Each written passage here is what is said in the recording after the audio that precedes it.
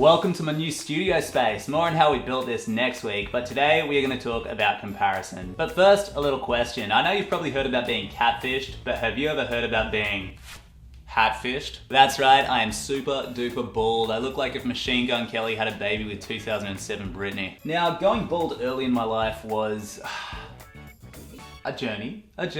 There was a moment in my mid-20s where I had to choose, do I be a balding guy or do I shave it and become a bald guy? And I shaved it and became a bald guy. And this was mostly liberating, but for the following year, I would find myself just staring enviously at people's hair. I played this super unhealthy game in my head where I'd see somebody with hair and I would just think, man, how much money would I pay to trade scalps? There'd be dudes who were like twice my age with their luscious locks, or people just walking around and I'll be like, you get to hold on to your youth while I have to hold on to my stupid hat. It's safe to say that I felt jealous. I felt all sorts of jealous. If this feeling of insecurity resonates with you, then you are not alone and you are hopefully watching the right video, because that's what we're going to be talking about. Comparing yourself to other people and how we can reduce its impact on our mental health. I'm going to divide this video into 3 sections. The first will be definitions, the second will be historical context, and the third will be a practical exercise. And just a little disclaimer before we start, this is just what's worked for me. Take my words with a grain of salt. I'm just some bald guy on the internet. So cherry pick the good stuff, leave the bad stuff, and let's dive right in. Part 1. Definitions. Let's kick things off by defining the problem. Comparing ourselves to other people creates a negative feeling, which leads us to act in a suboptimal way, which leads to a suboptimal life.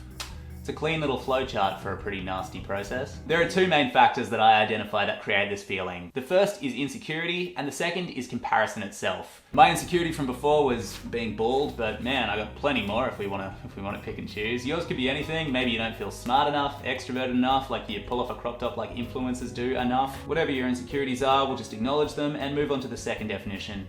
Comparison. Comparison is just one of the many tools that we use to understand the world around us, and in and of itself, it is not harmful. If I take my hands and compare them, this one can draw, this one can't. Which one do I use to draw? The one that can. Thanks, comparison. Comparison can just be an efficient way to make decisions and find the relationship between objects. But it can also be harmful. Where it gets dangerous is where comparison meets insecurity. When we start to compare properties within ourselves that we believe define our worth as humans, like being intelligent, being talented, useful, desirable, that's when those negative feelings from the before flowchart kick in. If, for whatever childhood reason, you have this belief that you're only ever as valuable as you are intelligent, the second that you inevitably meet somebody who's smarter than you, you're gonna not feel valuable as a person anymore. It's gonna hurt, and what's worse is we'll probably feel this pain a lot more than our ancestors did.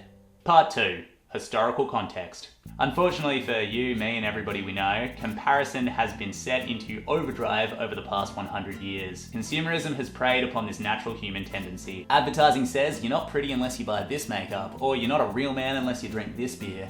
Cool, right? Wrong. It's not cool. All this messaging creates an extremely specific mold to fit, and not a mold that most of us identify with. The result is we become silently insecure with a lot to prove. Enter social media. Social media gives us an out, but it's also a trap. It gives us an avenue to say, even though I'm not great in this category, I'm really good at this category. Even though I don't look like Kimmy K, I can be funny, so maybe I'm just gonna focus on my humor. Basically, we get given a framework to hide our flaws and show our best self. And I know that the whole highlight reel thing isn't exactly a new insight, pretty lukewarm take in 2021, but hear me out. The more people that join this system, the more that global comparison ramps up. But the worst part of all this is the numbers. Before social media, when we compared ourselves so innocently to our friends and family, there were no numbers on which to judge. We had to use our intuition, which has a margin of error. But now, we can literally look at 2 posts and say, this one has 1,000 likes, this one has 100 likes, and say, this is 10 times more valuable than this. Where this gets really dangerous is where the posts get confused with the people, and people say, well, this person is 10 times more valuable than this one. While nobody wants their insecurities to be exploited, I don't really see that system changing anytime soon. So let's look at what we can control. Let's look at reducing its impact on our own mental health. Part 3. The practical exercise. So this is the system that I like to use for me when those feelings are getting me down, man. And once again, this is just what's worked for me. When I have a negative feeling that comes from comparing myself to somebody else, I go through 5 questions. So I'm going to take you through those now. And I'll use examples that span from superficial, like being bald, to some slightly more real stuff. So things will get a little bit heavy at the end, but it's all in the name of creating a bit of self-love, so it's worth going there. If you're into journaling, maybe try write them down. If you don't have as much time, maybe just answer them in your head or like a voice recorder on your phone. Alrighty, let's dive right in. Question 1. Are you jealous? Jealousy is when you see your potential being lived out in somebody else. If you think that you have the potential to become a celebrity chef and you see somebody else becoming a celebrity chef, you might get jealous. If you see somebody winning a gold medal and you don't think that you have the potential to win a gold medal, you won't get jealous. It's a natural tendency to want to reduce the gap between you and the person that you're jealous of. Now, if you're in a good headspace, you'll probably just try to rise to their level. But if you're in a bad headspace, you might pull them down to yours. Anything to reduce the gap. That's where we get things like hater comments and stuff like that. By asking such a simple question, are you jealous? We get to recognize 2 things. The first is that we get to understand jealousy as a natural feeling. We get to see it non-judgmentally, like in the way that we might see being hungry or being tired. The world around us tells us not to be jealous, which I think shames us from being truthful with ourselves, which is a horrible thing. The second thing that we get to recognize is that we can't control other people. I can't control how good that celebrity chef is going to be. You can only control yourself. Question 2. What are you jealous of and what aren't you jealous of? Typically, we get jealous of a part of something and not the whole. We might get jealous of somebody's huge bank balance, but we don't get jealous of all the family members who have come out of the woodwork asking for loans. For example, I get jealous of Jay Station's views, but I'm not jealous of his content. The fact that he literally tricks 5-year-olds into thinking he bought a gay potion from the dark web. What's up, guys? Back with another banger video. We went back onto the dark web and we actually discovered there's a gay potion, guys. Some potion that if you drink will turn anybody gay for exactly 1 hour. The aim of this question is to realize that we are subconsciously shooting for an unrealistic standard. We want the best of everything. I want this person's hair, this guy's views, this person's money, this person's shoes. Oh, that rhymed. That was kind of cool. Question 3. Have you been comparing down? Comparing down in the moment might feel really good, like, oh my god, I'm so much smarter than these people on a current affair. But what you're doing is just practicing comparison, which in the long run will eventually bite you. The aim of this question is to realize that indulging our ego will eventually work against us. Question 4. Can you rephrase the jealousy statement as a prefer statement? Instead of, I'm jealous of people with $1 million, say, I'd prefer to have $1 million. Like, who wouldn't prefer that? Everybody would prefer that. By transforming what feels like a need into just a normal preference, we can start to see it with a little bit more objectivity. There's something really sobering about saying, yeah, I would prefer to be able to dunk like LeBron. You realize everybody would prefer that and you're not alone. But more importantly, by calling them preferences, we can see them for the positive that they really are.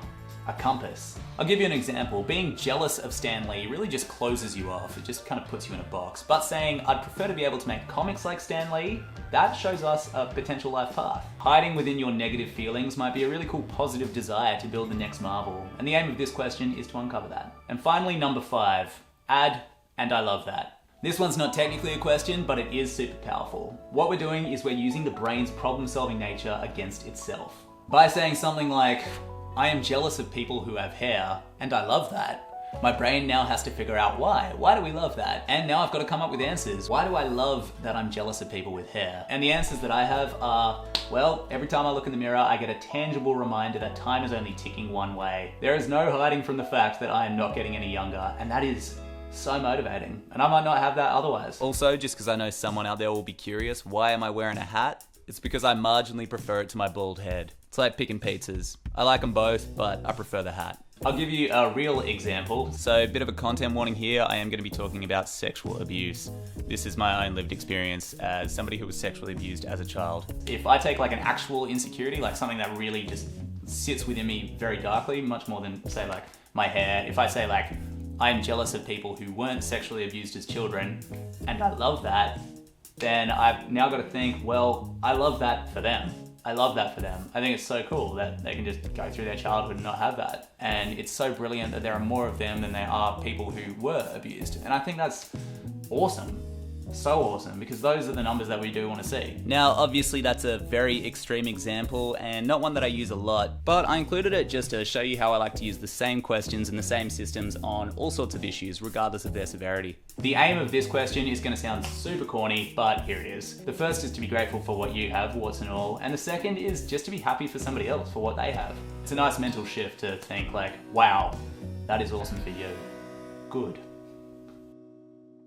So there it is. Thank you so much for watching. That's my breakdown of comparison, why we have it, and a little bit of how to solve it. Let me know what you thought in the comments, and I don't know, Let me know if this helped. If you want to support the channel, you can check out my website, struthless.com. I don't have a Patreon, but I do have a store. And on that store, we've got things like shirts, prints, coloring in books, more shirts, socks, beanies, hats. Lots of hats. I do love hats. The Inner Critic print set. We've got international shipping, so wherever you're from, check it out. Subscribe if you're new, and otherwise, have an incredible day.